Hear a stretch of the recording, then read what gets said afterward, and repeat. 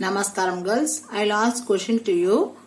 What is the duty in your family, girls? What is your duty? You have to respect your elders and you have to respect the grandparents and you have to do some work in the house. Isn't it, girls? And what is your duty in the school, girls? So you have to study well, you have to score mark. Apart from that, you have to learn the discipline. So these are the duties you have to follow in the school. What is the duty in the country, girls? Yes, that only fundamental duties. Okay, this fundamental duties was inspired from the USSR Constitution. So already I said our constitution has borrowed from other countries. So from USSR they have taken the fundamental duties. There were 10 points. Now the 11 points, one last point has added. I will say the at last. Okay. So from the 10 points we will see one by one. Before that, so when you want to know about the fundamental duties, you can know from the article 51A, which was gives the detail about the fundamental duties. And according to the 42nd Amendment of 1976, this was added some responsibility to the citizen. So we are the citizen, we have to do the some duties, that is the fundamental duties. This amendment becomes a new part, that is 4A. Part 4A, if you take 4A, we can know about the fundamental duties of the citizen. So this part becomes in the constitution as a duty. Okay. Let me see one by one. So you have to respect the national anthem, respect the national flag. So you have to, according to the constitution, we have to respect. Next, we have to follow the noble ideals which was inspired from the freedom struggle.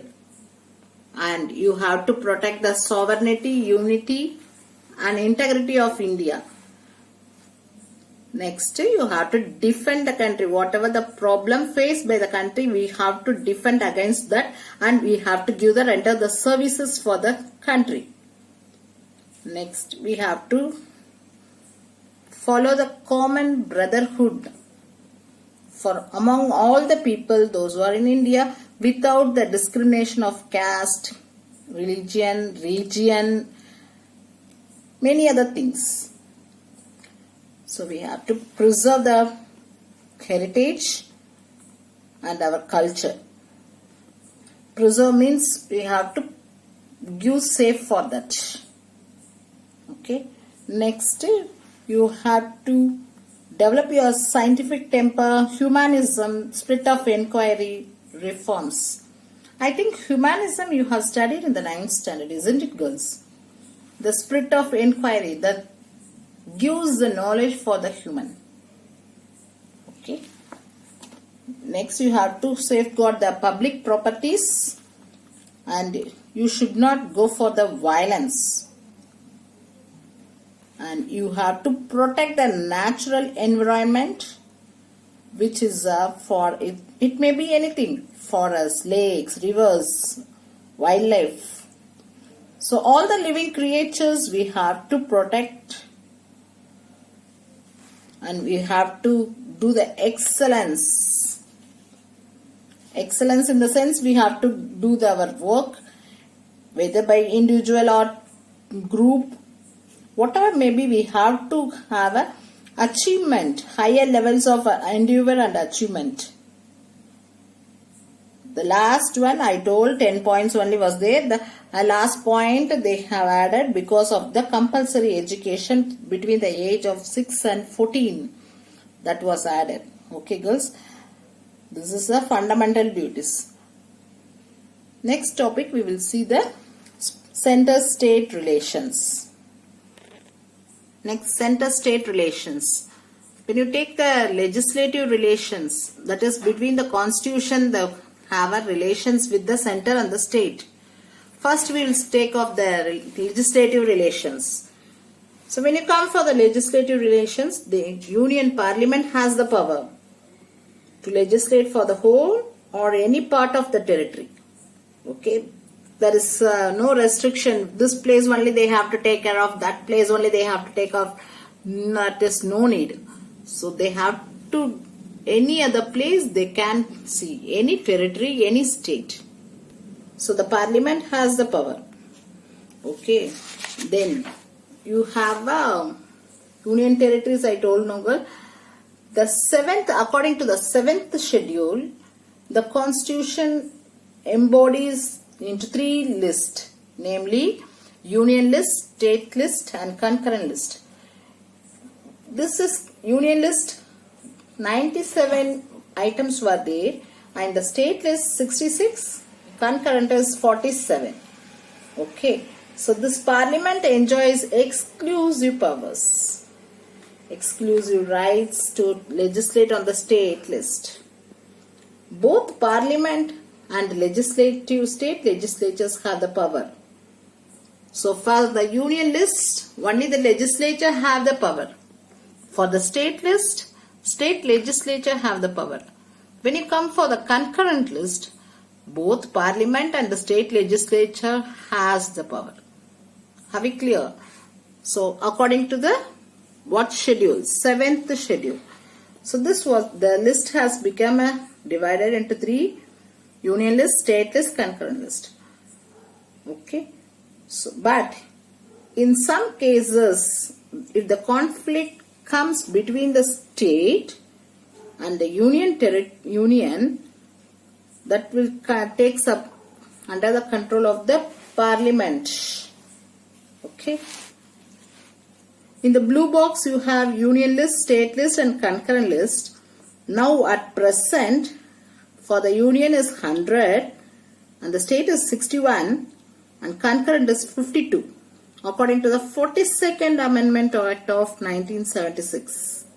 This was transferred into 5 subjects to the Concurrent list. So State list, Concurrent list is there, no girls, that one, which includes the education, forest, weights and measures, protection of wild animals, birds, administration of justice, constitution, organization of all courts except Supreme Court and the High Court. The subordinate courts come under this for the at present. Okay.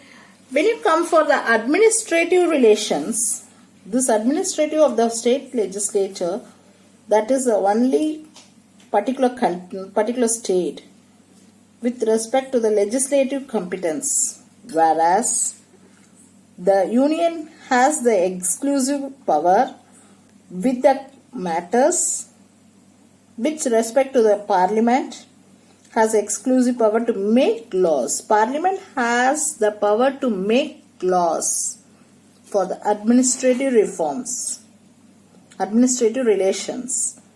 The next power, which was conferred by any treaty or agreement. You might have seen some country people come to our country, or our country going to other country, they will put a sign with regarding any agreement like that. I think you might have watched the news, means you can know that. So, on representative of our country, Modi will go, Prime Minister will go, a particular country. If he goes to something, if it, some country, take example, any other country. When he go for Pakistan, he signs with the Pakistan Prime Minister or President according to the position in that particular country. They can have an agreement. Here one time a Chinaman came to India and then to have a cordial relations with the India and the China. They have signed an agreement. So that will include in the administrative relations. When you come for financial relation, Article 268 to 293 in part 12, this deals with the financial relation between the center and the state. The center and the state to have to improve the various kinds of taxes. Some taxes are imposed and collective by the center and the state. Even now we have that when you purchase any jewelries or any other products, commodity, you might have the GST. GST in the sense has for the center and the state. So the percentages will be there. So these are the one of the center and the state relations between legislative relation, administrative relation. When you come for the financial, so any immediate, they have to have the consult with the financial commission. They might have a commission. According to the article 280, they have to consult the finance commission, which was appointed by the president according to the article 280 of the constitution. But this was followed in our country. Late Prime Minister Indira Gandhi, he has appointed the Sarkaria Commission in 1983 to make inquiry between the center-state relations. And she has implemented 180 out of 247 recommendations of the commission. The most important is the establishment in the Interstate Relation Council. Okay, girls. So in Tamil Nadu also we have followed that.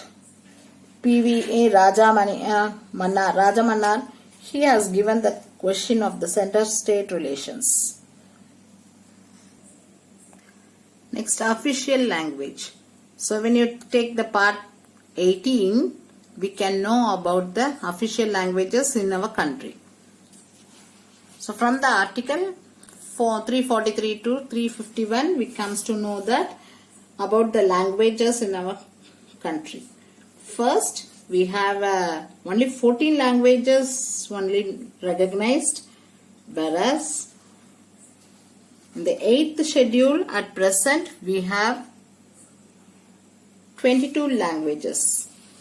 In the book Blue Box 2000, according to 2004, the Government of India create new category of languages called as classical languages. Classical languages, what are the languages comes under the classical language? Tamil, Telugu, Sanskrit, Kannada, Malayalam and Odia. So each languages created in the year 2004, 2005, 2008, 2013, 2014. So this has become called as a classical language. Okay. Next, when you come for the emergency provisions, emergency, so immediately they can use. So that is divided into national emergency and the state emergency, financial emergency. First we will take off the national emergency. Article 352. So 352 means we can know about the national emergency, which was under the president. President can declare the emergency when he is not satisfied. He is satisfied the security is threatened due to war or external aggression or any danger created for our country. He can take an emergency. Okay. So when it is declared on the ground of armed rebellion, this is known as internal emergency. This type of emergency has been declared in 1962, 71, 75 respectively. Next, when you come for the state emergency, under the article 356, the president can declare an emergency in a state. The governor have to report the situation, what has happened in the state. He has to report to the president. Okay. So the continuance of such emergency beyond 1 year is possible under the article 352. The election commission certifies that a difficult situation that decided by the election commission. Okay, maximum the duration for the emergency can be in 3 years. The state is governed by the governor on behalf of the president. For the first time, the president rule was imposed in Punjab in 1951. The next one is financial emergency. It is under the Article 360. This gives a financial stability or credit of India if anything is part of danger. So in this type, the emergency salaries, allowances of any class of person in the state or union, including the judges of the Supreme Court and High Court, can be reduced that by the President. This type of emergency has not been declared in India so far. So financial emergency does not taken place in India still now. Okay. Next class we will see the next topic. Thank you, girls. Namaskaram, girls. So we can know about the amendment of the Constitution. What do you mean by amendment? I told change. So when any change has happened in the Constitution, we can know from the Article 368 of the Part 20, which deals with the powers of the Parliament to amend the Constitution and its procedures. Next, when you come for the procedures, how the procedures of the amendment has taken place. When the amendment of the Constitution initiated by the introduction of bill. So first it is called as a bill from the two houses of the Parliament. This bill will pass. Each house have to get the majority acceptance by the members of the house.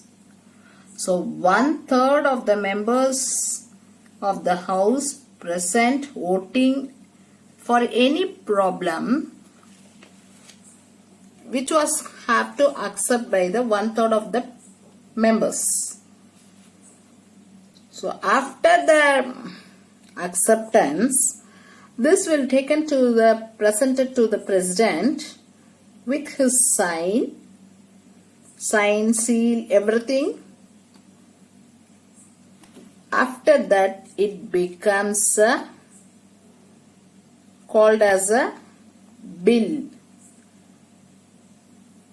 So when you take the money bill, the Constitution amendment can be brought only by the Parliament. State legislature cannot interfere or initiate to amendment of the Constitution. So only the Parliament have the power. State legislature doesn't have the power to change, because in the Parliament only the laws and all preparing. Okay. Next, when you come for the types of amendments, this also we can see in the Article 368 only, in the 3 ways. Simple majority, that is amendment by simple majority of the Parliament. Next, amendment by the special majority of the Parliament. Third, by the special majority of the Parliament and the ratification of the state legislatures. So from the Parliament also they can accept it. Ratification means accepting, which was accepted by the state legislature, half of the members of the state legislature. If they are accepted, the amendment can change. Okay, these are the amendment of the Constitution. The last one, Constitutional Reform Commission. So the National Commission want to review all the working of the Constitution, which was set up to have a resolution of the Government of India 2000, which was headed by Venkatachalaya In April 2007, 3 members commissions headed by the former Chief Justice of India, M.M. Punchi, was set to take the government to take fresh look responsibility, various levels of the government and their interrelations. All this one was taken under the control of the M.M. Punchi. And in the blue color box, 42nd amendment of the constitution is known as mini constitution. Okay girls, that's all about this class girls. This lesson is over. Read the lesson, mark the book exercise, make a thorough for this lesson. Thank you girls.